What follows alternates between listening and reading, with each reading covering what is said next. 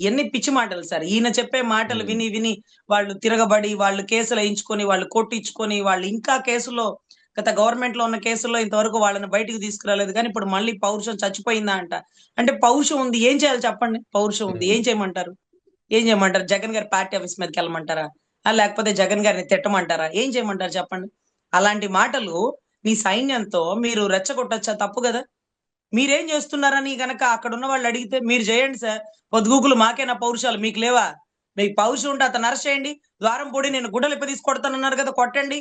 కేంద్రంతో చెప్పి నేను ఆటలాడిస్తానన్నారు కదా! ఆడిచ్చండి. ఆటలాడిచ్చండి. పౌరుషం లేదా, పౌరుషం లేదని మమ్మల్ని అడుగుతారండి. మీ పౌరుషం ఏమైంది? మీకు లేదా పౌరుషం? అని వాళ్ళలో గనక ఎవరన్నా తిరగబడితే ఏం సమాధానం జెప్తారండి? ఏం సమాధానం జెప్తారు? "ఏం తల్లి ఇంటి నుంచి ఫోనొచ్చిందా? అమ్మా? ఏమ్మా? పౌరుషం చచ్చిపోయిందా?" ఇంకా మీకొక కథ జెప్పాలా. మీరు బండ్ల గణేష్‌లాగా అని ఉండగూడదు. మీరు గట్టిగా గర్జించాలా. గట్టిగా తిరగబడాలా. ఏంటి తిరగబడేది? అంటే స్వాతంత్రం వచ్చాక కూడా తిరుగుబాటు చేయండి అన్నట్టుంది సార్. హుహు. స్వాతంత్రం వచ్చేసింది.